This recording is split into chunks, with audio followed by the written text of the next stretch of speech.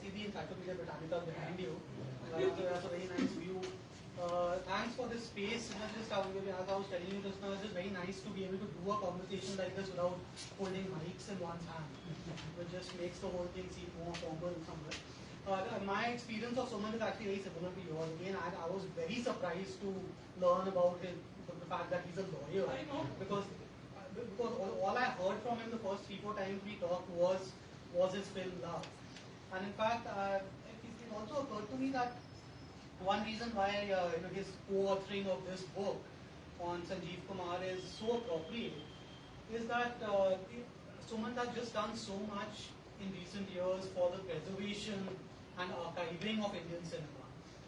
Many of us who have worked on on books or articles about old Indian cinema know how difficult it is to get the right material together, to rely on material even being there with the families of major personalities. So the fact that cinemas, the museum, the archive, it's done so much, it's done great work in terms of preserving Indian film culture. And this man here, he died in 1985. He was only 47 years old. Now those of us who were there in the 1970s and the 80s, watching Hindi films as they were coming out then, we know about him. We know how respected he was. We know that he's one of the most canonized of the Indian mainstream actors of that time. Respected by his peers, possibly more than anyone else was as an actor, because of the way he was open to doing character roles, playing older people, doing all sorts of things, not sticking to the mold of the hero or the star. But sadly, because he hasn't been on the radar for so long now, almost 4 decades, he didn't live to become part of the multiplex era or the indie cinema era, the OTT era. If he was alive today, he might have done such interesting work in the last 15-20 years when things have opened out. So I have this experience with students in film classes, people who have no idea who Sanjeev Kumar might have been. I'm talking about people who haven't even watched Sholay. They have a vague idea that ऐसी film थी in 1975 में, बहुत people used to make a big deal about it. Posters देखे हैं, poster में this man wearing the shawl, playing the Thakur, that's Sanjeev Kumar. But they have no real sense. I'm talking about students who are 20, 25, even 30 years old. They have no sense of this. So in that sense, a long overdue book like this, I just feel it's appropriate that someone like you was involved with it. Bringing somebody who's in danger of being forgotten to the current generation back to the limelight. Can you just tell us something about? I know, of course, you've co-authored this with Hanif, Zaveri, the journalist who initiated the project. But was that something that was on your mind when you worked on this book, that here's an important personality who's just not on the radar today, and we need to revive interest in him? Also, just tell us a little bit about your own interest in Sanjeev Kumar, your fandom of Sanjeev Kumar. Well, thank you so much, Jay. First of all, I'd like to thank you for the book, etc., for giving me this opportunity, and also I'm immensely honored that Jay is, I've had the opportunity to converse with, because he's a legend. We all know, and I have a great regard for him in terms of his perspective, about how he sees, views, perceives cinema and books, which is very, very exclusive in a way. I would say this as emphatically behind his back as I say it in his presence. I mean, I have to admit that this book is the sheer product of destiny, and perhaps something which, in a way, subconsciously my mind was waiting for this to happen and I to grab it. In a way, it was also accidental. It was never a plan. And why I say this is also a destiny, or probably even a lesson for me to learn, is that I have never ever read an autobiography or a biography in my life. I have huge collection. I buy books very frequently, read them, but I, for some reason, have never had an inclination to read biographies or autobiographies.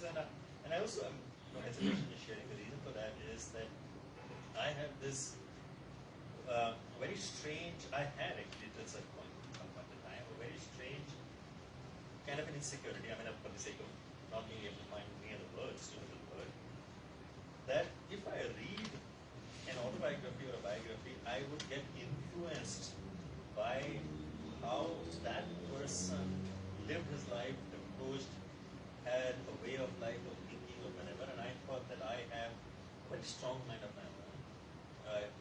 I believe for a very long time the way I have thought, I mean, with the grace of God, has worked well in terms of accomplishments and success, in terms of how I have taken my decisions in life without the aid of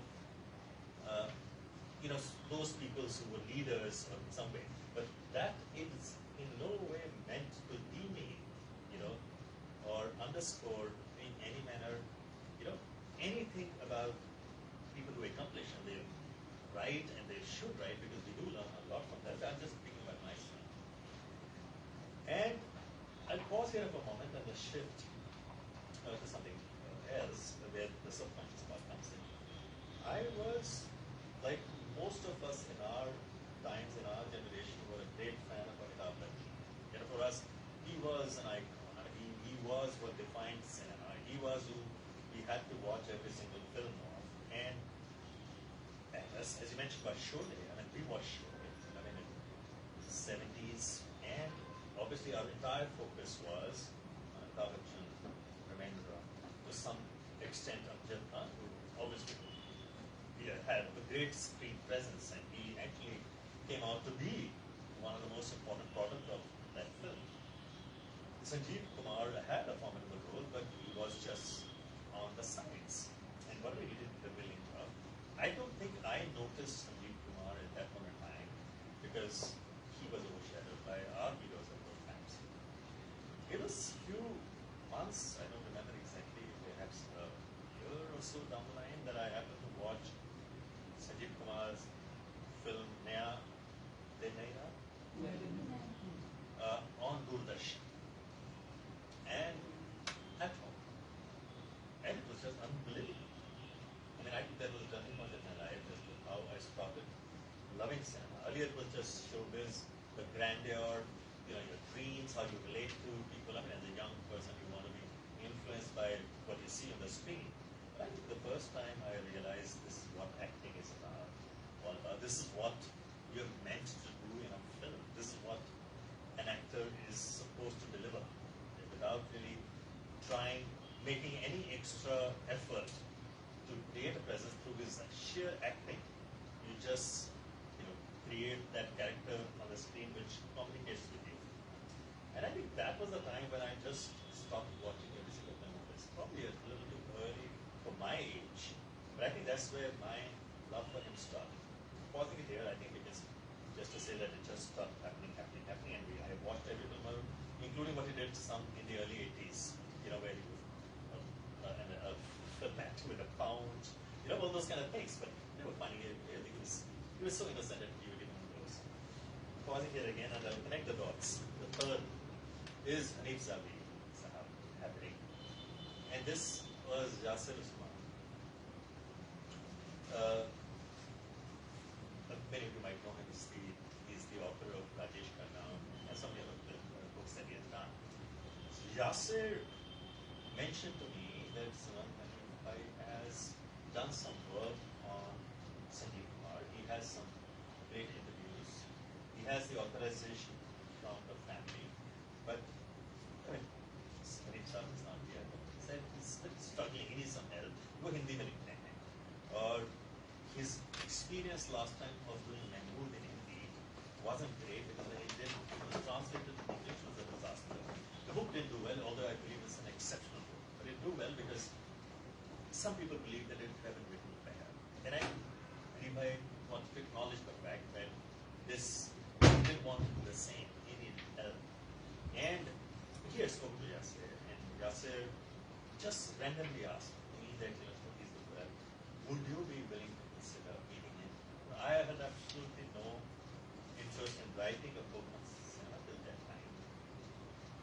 And I met Hanif in Bombay. I used to go to my cases, and then I put them. I met him on a hotel.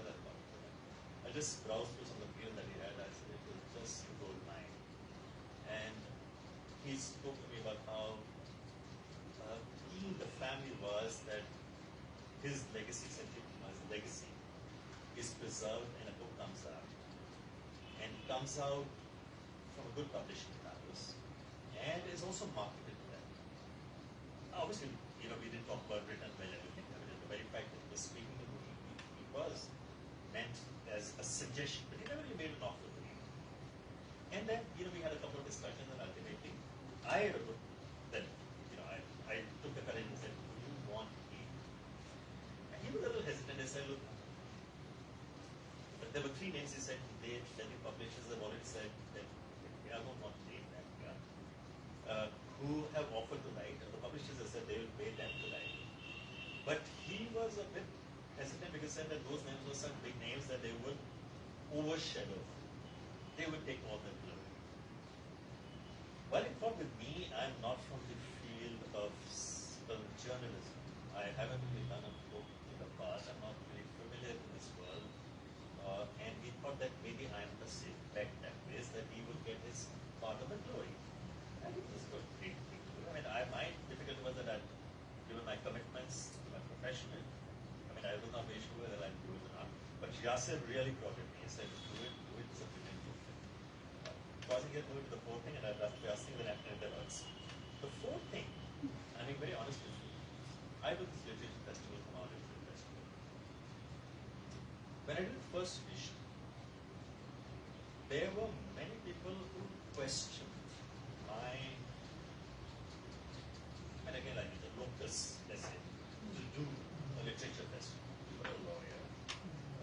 Why would you want to do this literature festival?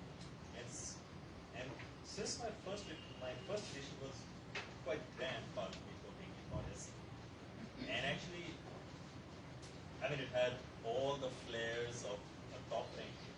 Well, all of this I think is doing for money, because we had all the big brands, and Yes Bank, before, everything sponsoring us. And the legitimacy was in question. You're not an author yourself.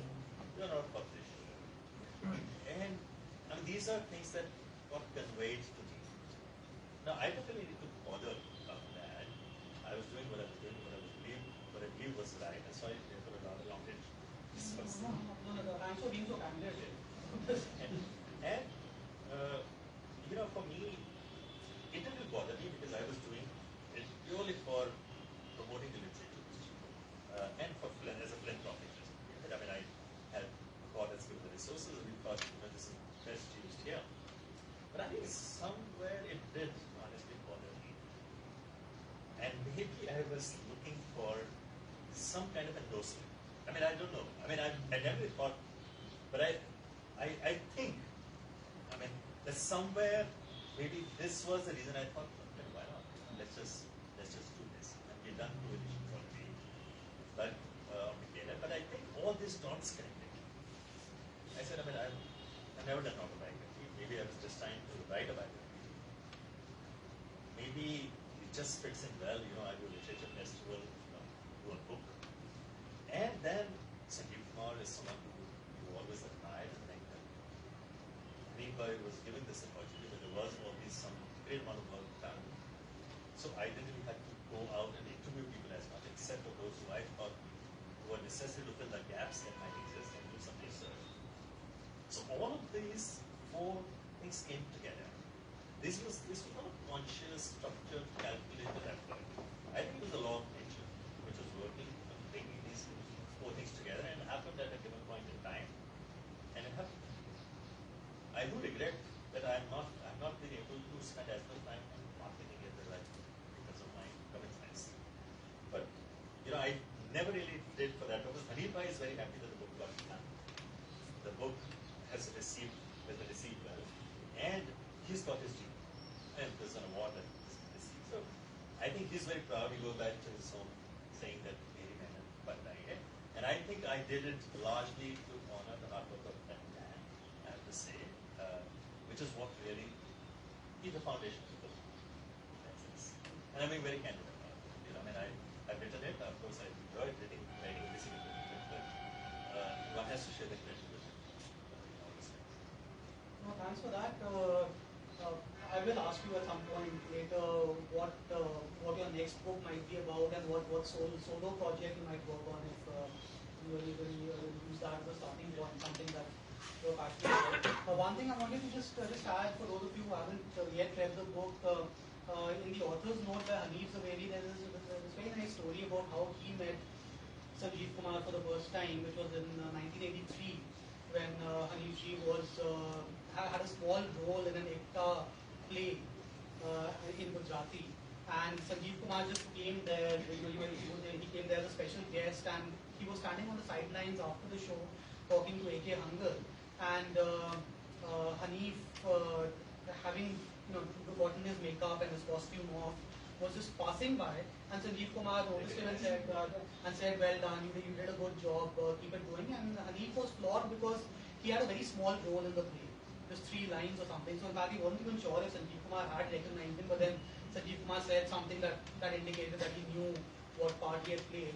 And that little story also reminded me, as someone who didn't know all that much about Sanjeev Kumar, apart from what I had seen in films, that even though he became a star in Hindi cinema, and then like most Hindi film actors of the 70s and 80s, he became very busy with films, doing 7, 8, 9, 10 films a year.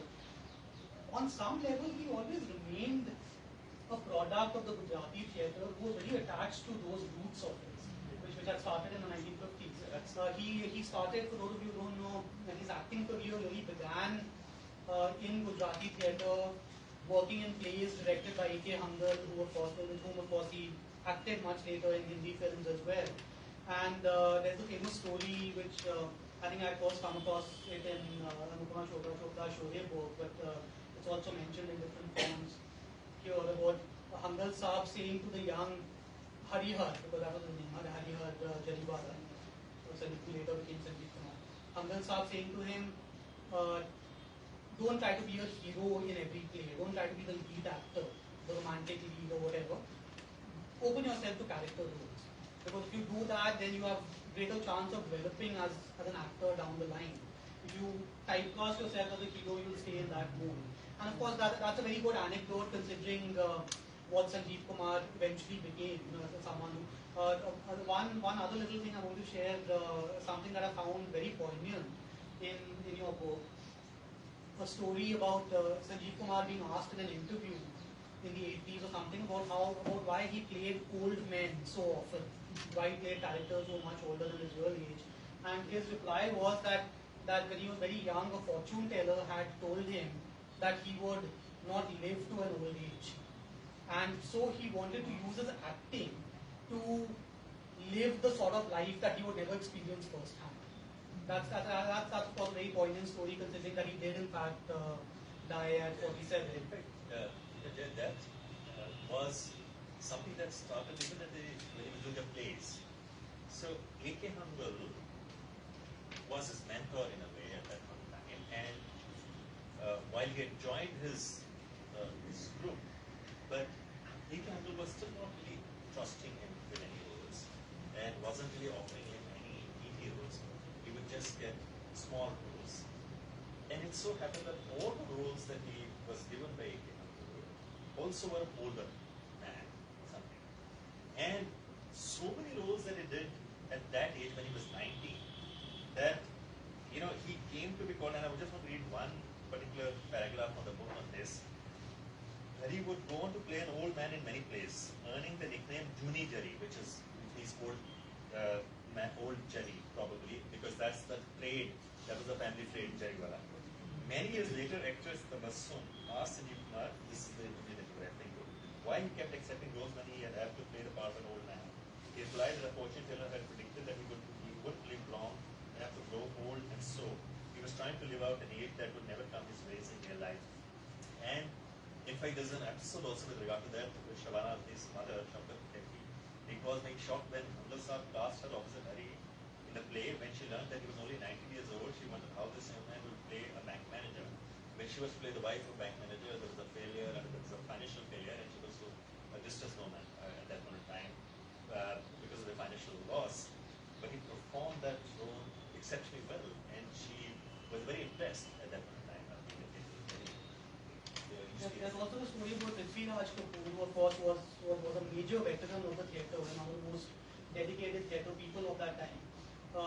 Seeing Sanjeev Kumar playing an old man and a young man on stage, and then seeing him as he actually was later, and just asking him in all innocence, what role did you play and who played that old man, that was a very good actor, without recognizing him.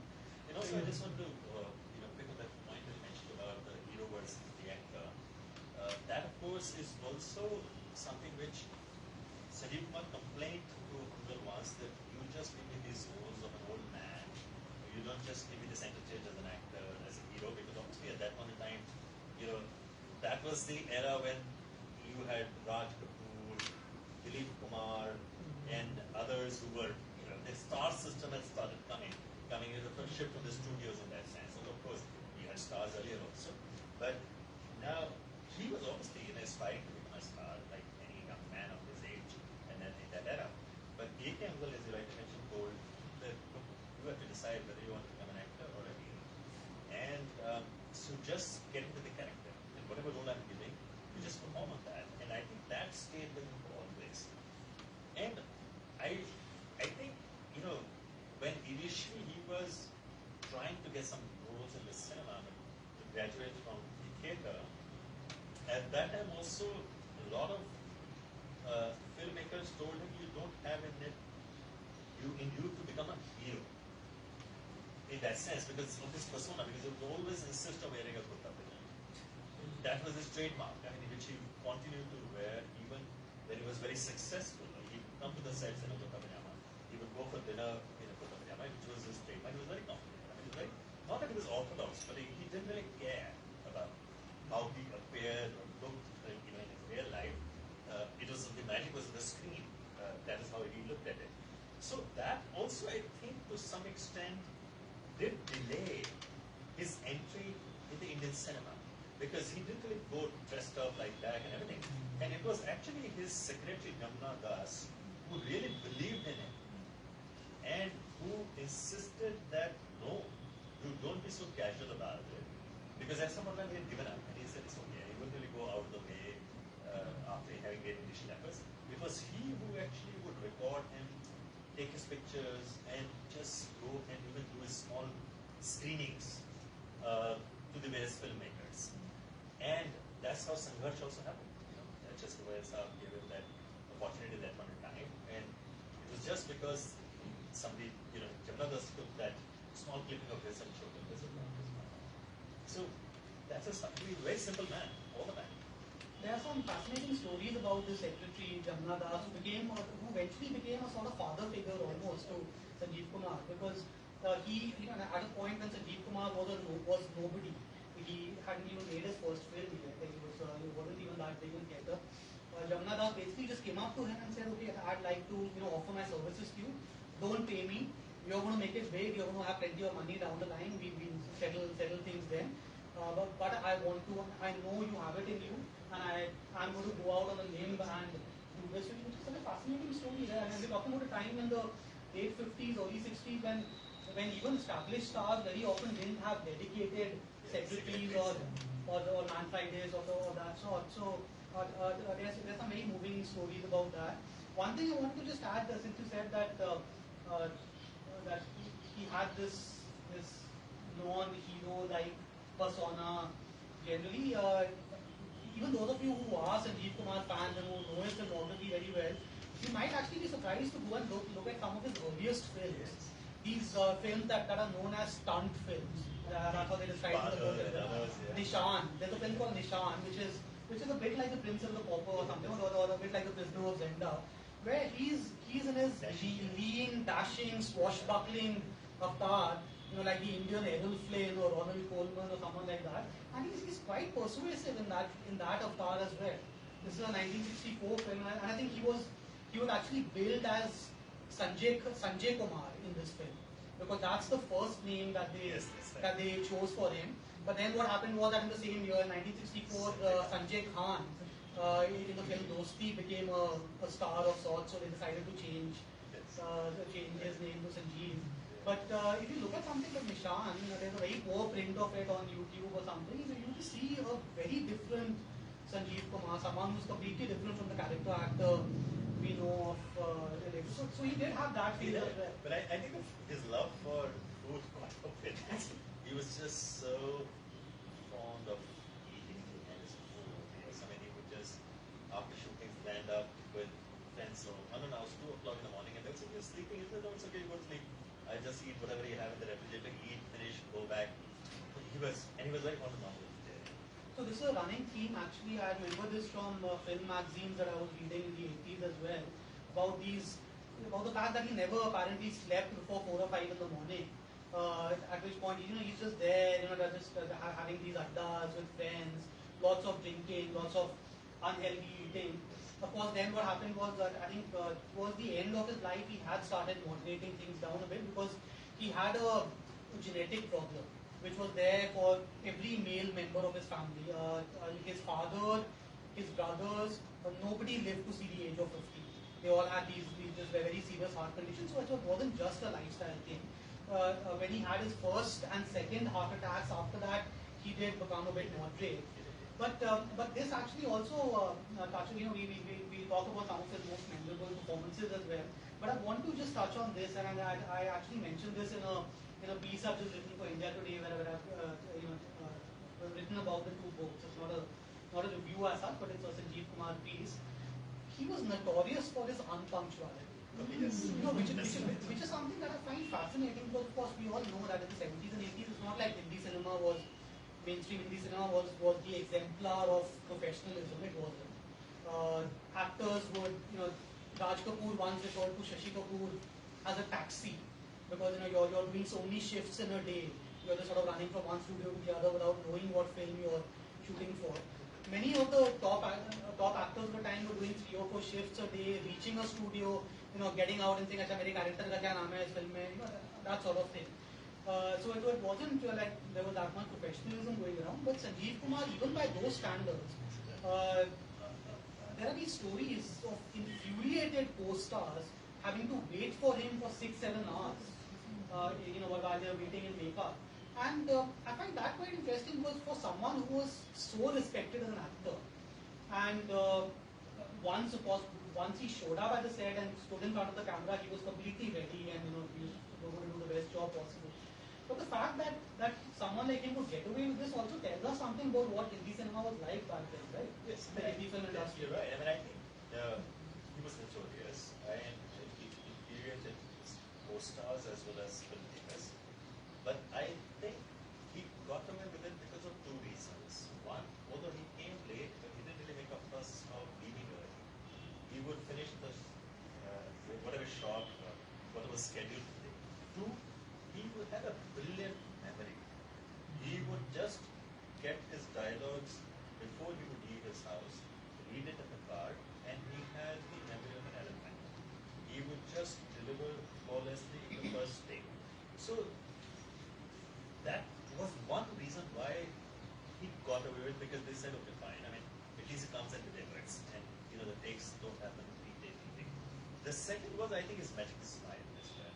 He would just smile so innocently that it would just sort of dissolve all the tension around you.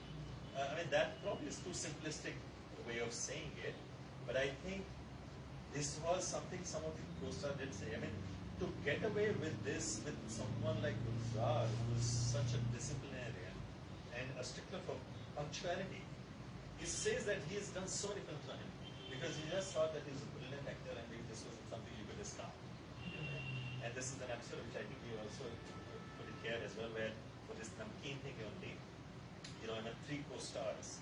All Wahida Rahman, Shabira Tagore, Shabana Azmi, that is heavyweights right there. Yeah. Made them wait for about 3 to 4 hours, and Gulzar, of course, got very upset and unhappy because these people were constantly nudging, taunting and being angry with him, with Gulzar. And he walks in and he smiles at everyone. Gulzar was so angry, he said, "Let's pack up," just to show his anger as a frustration. He could do anything more than that. And he also said very clearly, "Yes, why don't we just all go for a movie?" I mean, that's the kind of response. This man is impossible. That's how it is. But he got away with it just because I think when he got in front of the camera, he was so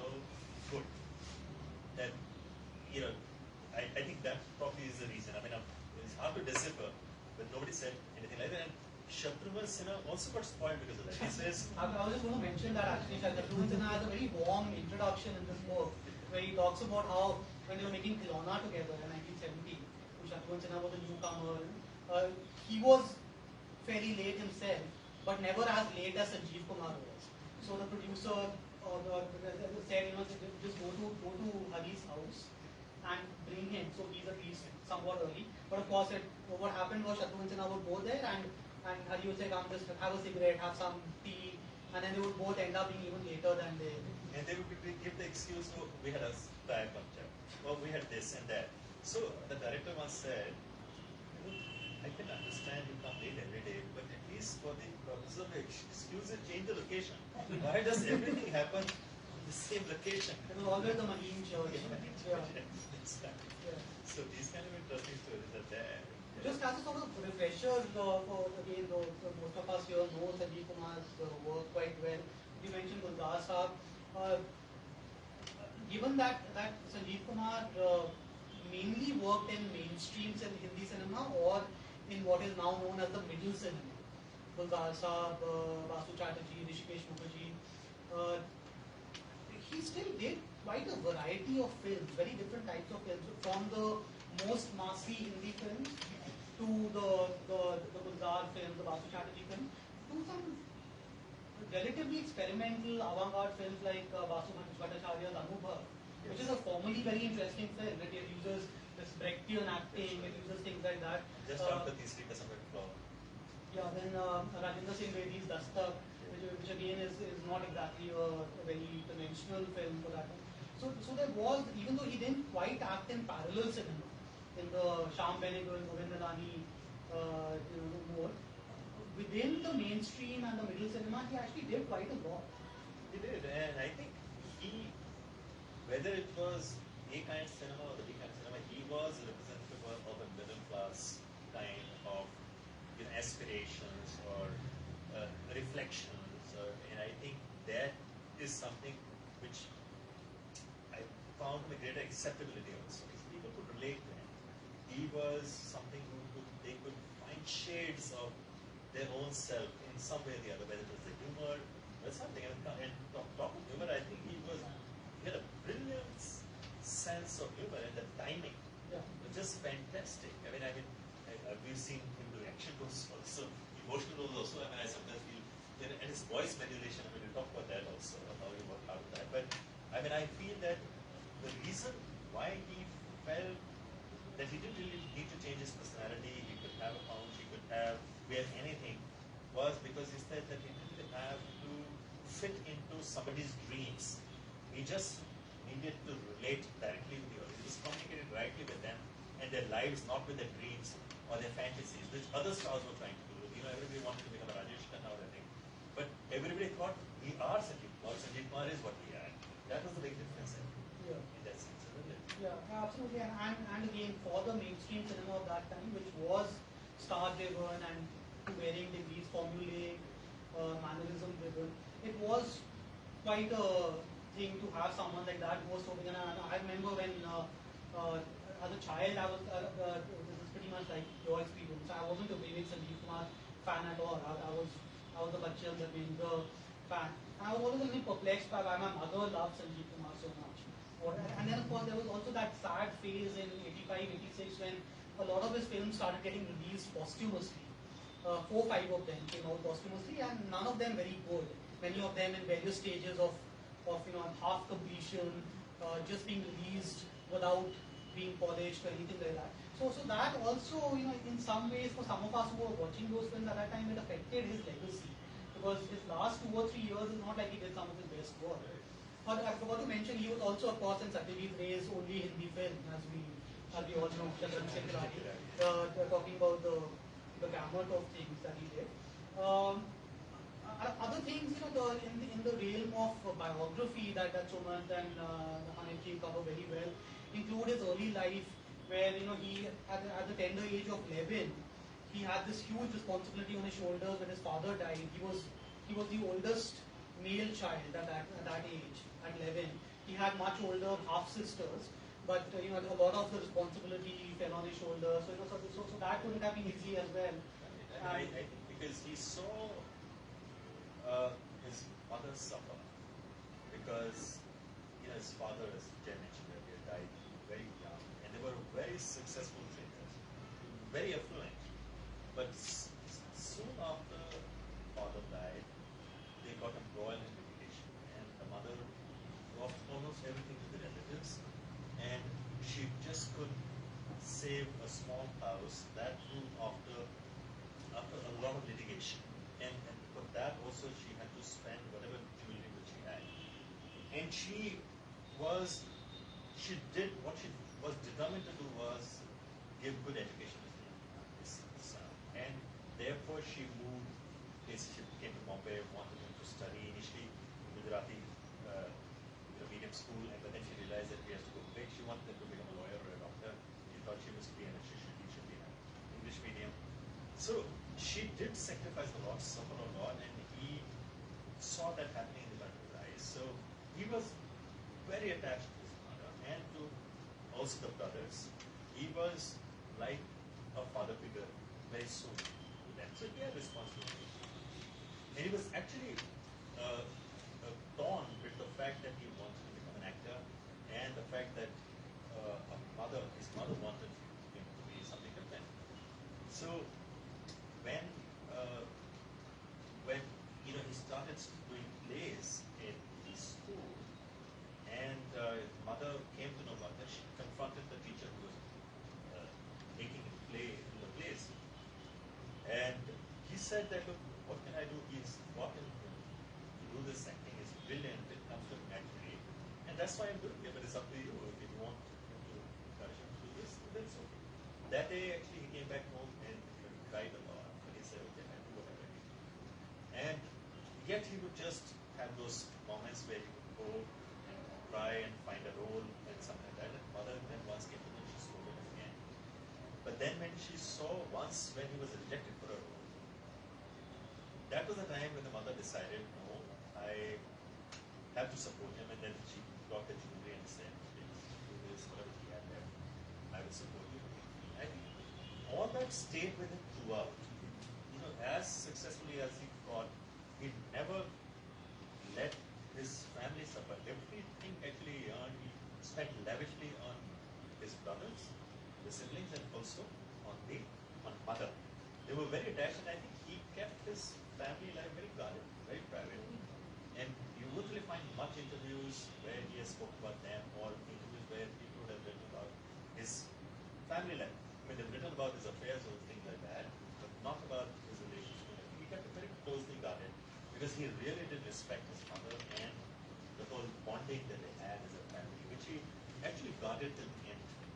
And I think the things that we know about his romantic relationships, or the times that he came very close to getting married, even though it feels like it might be gossipy territory or movie magazine salacious gossip territory, some of it reveals a great deal about him and his family life, and the sort of family that it was. This is very close knit, somewhat conservative in some ways. Family, the Hema Malini episode, for instance, the fact that at one point they were very close to getting married, and she became very close to his mother and sister as well. But then one of the reasons why it fell through was the understanding that the woman who married him would not continue to work.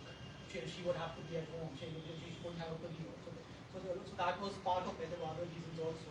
But also it's quite. I also remember reading for the first time in this book, because I didn't remember this from film magazines of my childhood.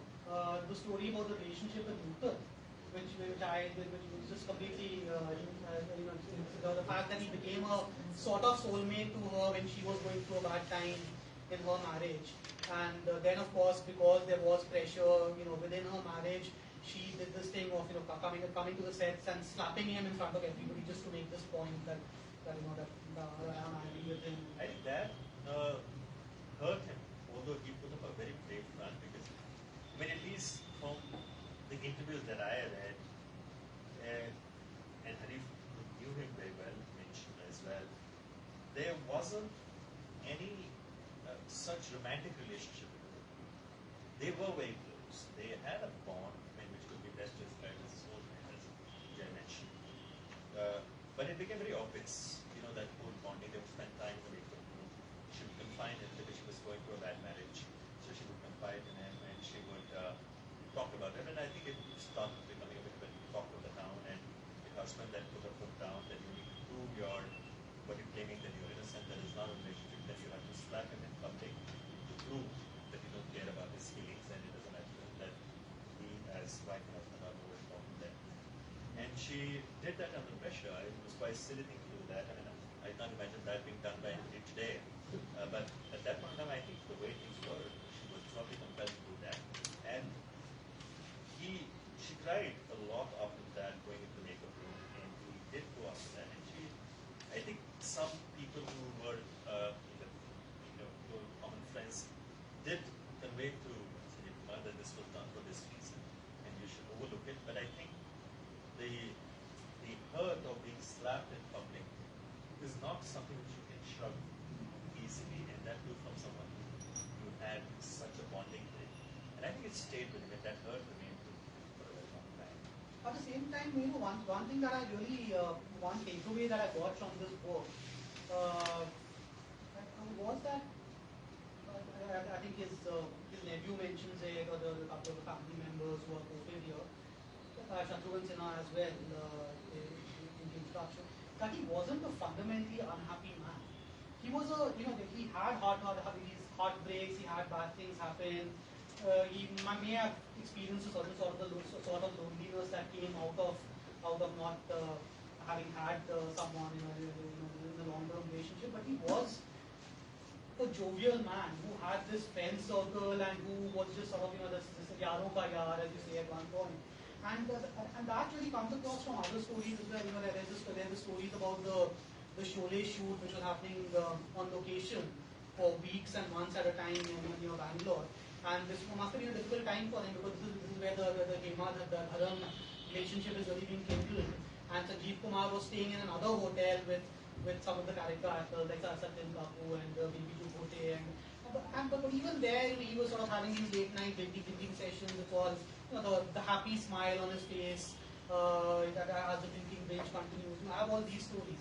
So you really don't have a sense that, because I'm also saying this because in the 80s when there was that, when he passed away, I remember for some time there were these movie magazines that were making a big to-do about how here is a man whose heart was broken repeatedly and finally he died of a heart attack, and it was all sort of, it's a chronicle of a death foretold or whatever it is.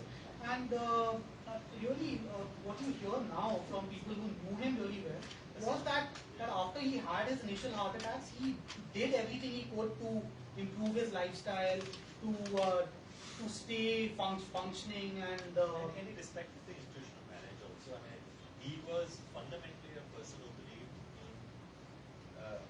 in relationships. He didn't really have one which was sustainable, but he did believe in relationships, and Pressure Kumanas, very candidly admits that, and this is something which in fact he wrote what he wrote here, but he wrote me also, that but for him, he and his wife would not have been together today.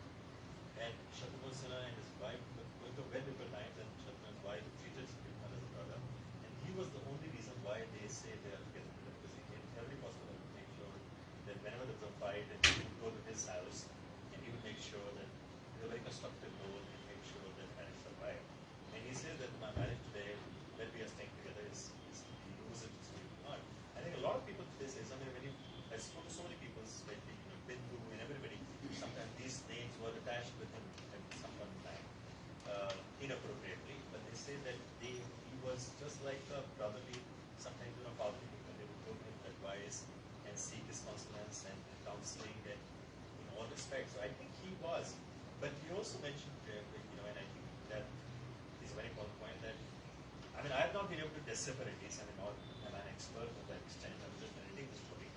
One of the people were telling me, not interpreting too much on my own, that I think he was a lonely man deep within somewhere, and which obviously he may be jovial, he may be very happy, he may be putting up a brave front, relationships failing and things like that.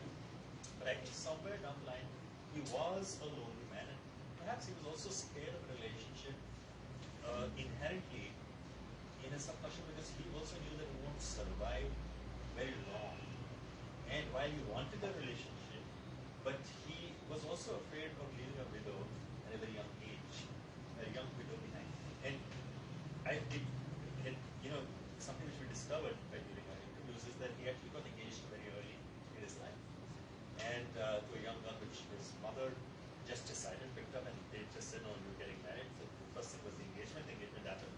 And then for about a year or and a half, he just kept postponing and pushing, while his mother kept calling, and that girl's family also kept insisting. But at some point of time, he said that I won't be happy with her, and she won't be happy with me, because we're just not meant to be together. I mean, she was a very conservative Gujarati girl, and he, having spent enough time in Bombay already and part of the film fraternity, well, maybe in the early days, he felt that that relationship won't really be, something which will be something which will survive as a healthy relationship. The compatibility is important. So therefore, he was able to dissuade his mother at some point in time. But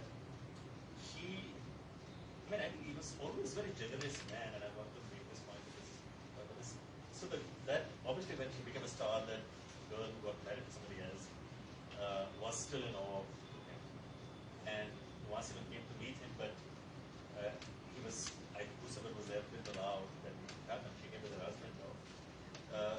But once she was in financial strain, and his mother told Sanjeev Kumar that girl is going to be difficult, and he sent money to her mother to her.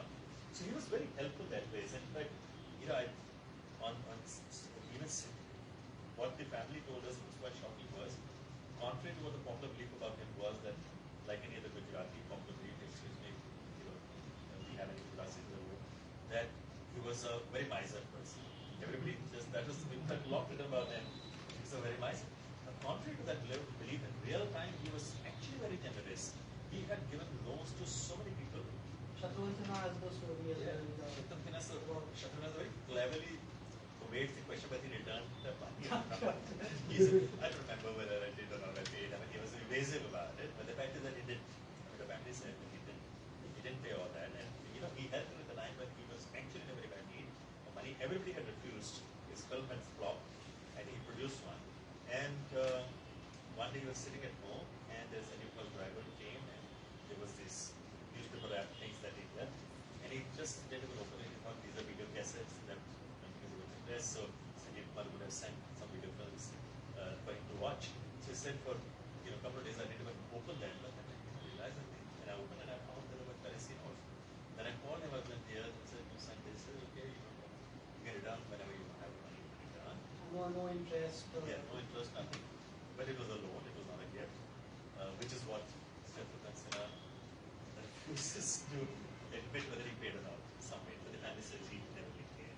And there are many other people who have taken loan who just refused. And that the family knows well enough, but they didn't want that to be it. Shatrughan Sinha told on his own, the family never really mentioned, only when because Shatrughan Sinha had mentioned to us about this, so we didn't want family to respond to that. They said yes, it is, but I think not again. Because they were very good friends. Do you think, to come back to something we were talking about earlier, in the Hindi cinema or even the web series era of the last, the web series thing is just a few years, but the new Hindi cinema of the last 20 years or so, the multiplex cinema, where there have been greater emphasis on variety, on certain definitions of realism. Actors like Rishi Kapoor, of course, was much younger than Sanjeev Kumar, but he famously got a second stint as an actor, which enabled him to do a lot of interesting roles in his 50s and 60s. Do you think if Sanjeev Kumar had managed to stay fit and was around the last 10, 15 years, he would have found a new audience? And I think it would have been completely flawless in that sense, because he had been doing all that, unlike Amitabh Bachchan, who had to really redefine himself.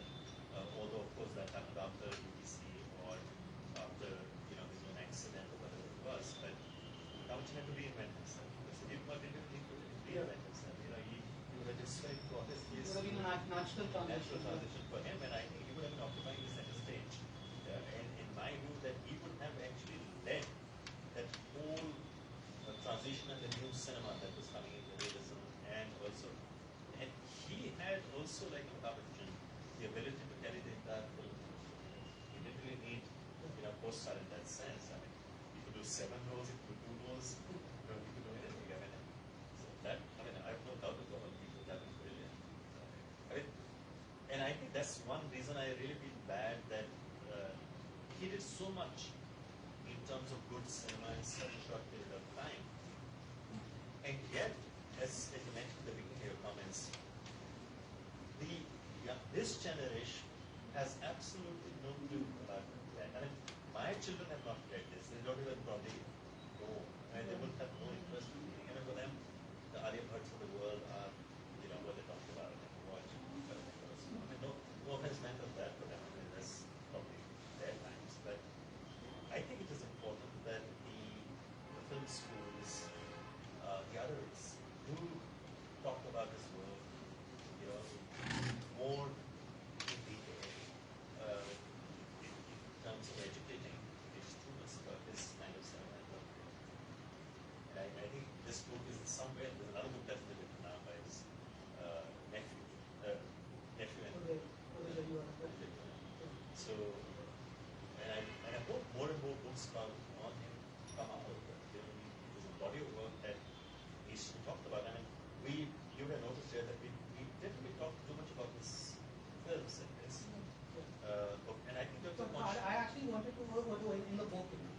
In the book. That was a conscious decision, and that was actually my decision in a way. Hanif bhai, अगर उनकी बात चलती तो ये इतनी किताब होती because he wanted he was emotionally attached to that subject because he worked very hard on that. I had to bring in the objectivity in that sense. So, when we agree that we do together in terms of writing it, he left it entirely to me, that you write it. But I wanted to take him into confidence in terms of what structure of the book should be, where should it focus, what is it that we really want to tell our readers. And we agreed after a lot of discussion that his films are there. We may not have seen it, but they'll get to see it if we talk about that, or at least introduce that to some extent in the book. And then, of course, at some point in time, life will come to something, we will get into it. But what people don't know, at least I realized from the work, the interviews, and all the research was that people are not familiar about him as a person, about his personal life, about his whole earlier struggle. Where did he get all what belonged to him, be it as his personality, his persona, his character, the way he dressed up, the modulation, who were the people who mentored him, all that was not there at all. Information about his films, yes, the films were there. Maybe other people like Jay have read him, others have read him, they have interpreted him, they've written about him. All that can be at least found about the films. And that is one part. The second part I told him, I don't think I'm able to build the courage to write about his cinema as much because I'm not a film historian or critic or anything. I mean, I have no authority to talk about his work. That I don't think I'll be able to do justice to. And I think it will not be seen as a credible work. Who is Sumant Batra to talk about? I mean, Jay writes a book talking about 6 films, I mean, that makes sense. But so I don't think that I had the authority or the credibility to write about his films or comment or opine on his film. And I thought that the best thing would be to focus on that part. But yes, it would have been incomplete at least if we would have talked about his films at first. We picked up some. Now, obviously, the question could be why, a lot of people write to me, why have you not covered this and why have you not spoken about that? But that, of course, we had to pick some. Yeah, but there's no end to that sort of thing. When you have thousands and thousands of films, then even if you had chosen to focus on a lot of films in the book, then something or the other would be left out. That will always happen in the book. I just thought we could maybe open this up a little bit to those of you who are also Sanjeev Kumar fans. If you have any particular films that are very dear to your heart, if there's something that any of you want to, even an anecdote or an observation about his performances in any films, I can actually go first with an example of a Sanjeev Kumar performance that I think is very under the radar. It's one of his relatively early films, and it's a film that I love. It's Rishikesh Mukherjee's Satyakam, the 1969 film, which is still an underseen film. Dharmendra is the lead in it, and he's very, very good. It's one of his best roles. Sanjeev Kumar is very much a supporting role. But what I love about the Sanjeev Kumar of this film, Satyakam, is that he is just, he's not, he's playing this very extroverted, boisterous character. And he's waving his arms around, he's sort of just going around being the garrulous figure, almost like Rajesh Khanna would be in Anand, one of the heroes later for Rishida.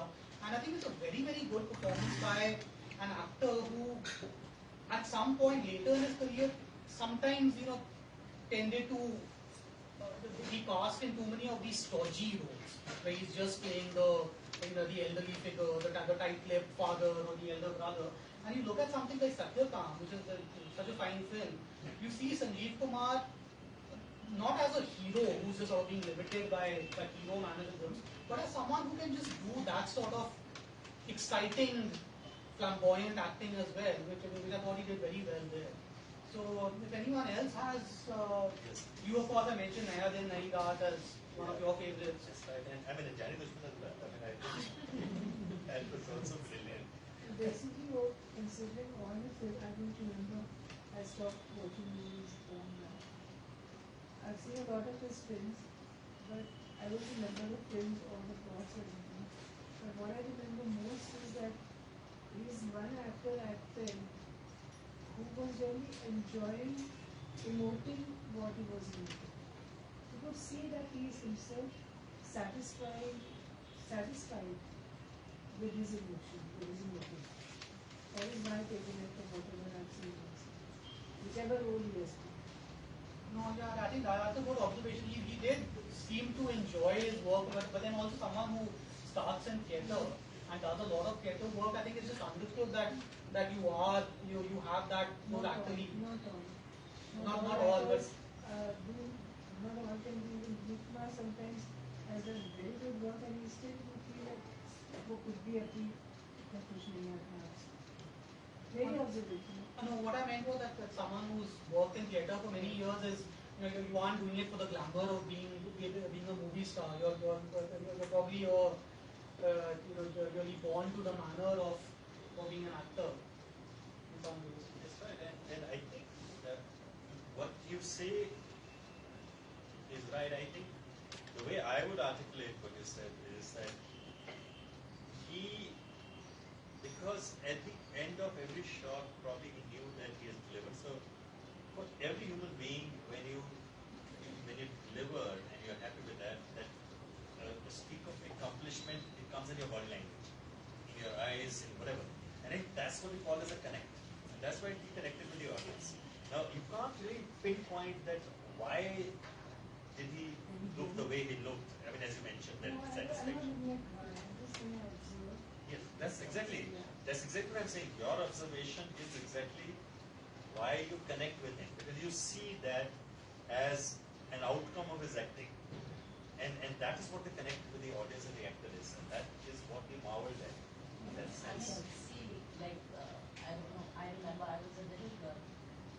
One film which I remember, and I was really small at that time, was Koshish. And there's a scene in that, both of them are like he and Jad Bhaduri, of course. And they have a son, I don't know. And there's lota hai ya glass hai, it's made of copper. And and they can't hear, both of them are like mute and wo girta hai. And it had such an impact. And Sanjeev Kumar, everything was on his face. I mean, when he was playing Thakur, or if he was like ठंडे ठंडे पानी से नहाना चाहिए, और हवा के साथ साथ that सीता उषा, और मौसम, और आंधी, it was all in his persona. Apart from that, his face, how he used to the way he used to show anger, the intensity. He didn't have to do so much like Amitabh Bachchan, because I think he was a Even without the dialogue. How I'm will just going to tell you in a second, you Robert Shadow, but I remember as a child, Thakur was. though Gabbar Singh's dialogues were being talked about, but the screen presence of Sanjeev Kumar, his shoulders, but it's just stayed with us. Every time you look Sholay, the first image that comes to our mind is Truck. And the intensity of what you're saying, that intensity, it's so intense, like that anger is there on his face throughout. And the same thing happens in Koshish. That bit of frustration which he feels when, On the screen, it left a deep impact, Yeah. And there's another movie, I don't know, Greh Pradesh. That is Part of very part of the marriage tradition. Even in Gandhi also. He took these understated roles with the eyes very well. And without any dialogues, he was, being the lost one in the marriage. Very ahead of his time. Which again was a very He didn't want the marriage to end, but his eyes, You will remember you the pain in that song. Without any dialogues, it's just. Also, he was a very Whereas there is a arrogance in the wife's. the share is right. And my father, everything today, That's why we know the shoes are there. and every time he walked off film, he wanted his comic and his sister. I never miss it. I did that snap. You can watch it as many times, right? And the comic timing, he would remember and It was he just would perfect. So he never let them used to come even night now to Chupchap. This is opposite Arjun Singh. Oh, right, yeah. Hanif Kumar was their neighbor in Bombay. तो वहाँ पर नीचे आके सोने आते थे और बगल में कब भी मीटे कोई दो चार नाटक थे जो आते थे but like this person had out there and that's why he died. Our God was the first person to die. Very sad. You were there, you were living there. No, I You had moved to Delhi. I also heard that this house is next to Parsipatit Girls' School. The girls, the teenagers, they would be like making all sorts of signs at them, and you would always tell them, "Shut up, go to school." It was like their papa over there. The girls used to think that she was देखता भी नहीं है because that Bali was all about these छोटे मोटे actors भी सब जाते रहते थे अपना काम निभाना and all those things. You are familiar with that. I haven't lived in Bombay, but I It must be familiar. South Bombay mainly, but definitely, but mainly through stories that I've heard from my mother, who was there in the mid 70s. So Where were you? I've been in Delhi too. And in the film, Silsila, he had this very small road. Yeah. And it's a road. It's not. It's very difficult for a The only character. song, he is just playing the roller. Yeah, he's just sitting there. But then that embarrassment can be seen on Yeah, his face. so Maybe it's time back. But you still can see that embarrassment, when that song is Yeah. being played. In a very subtle way. He's playing the role. Absolutely, he handles it so well. And especially that's Being very drunk and very embarrassed at the same time. Exactly. This there's is an not an easy accident thing when to do. You can see that on he his says face. why you blind to Jai Madhuri. Why you lying to आपसे तो सागर में मिला दिया.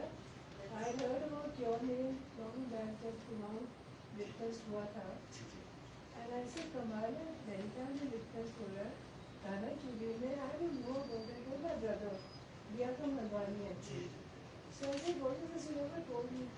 नहीं कोई lawyer है सुमंत बत्रा नाम से. वो आता है वो प्रेसिडेंट होके चला जाता है. मेरे को मैं पुस्तक को मैं नहीं जानता. चलिए कोई आपको लॉयर से भी जानता है.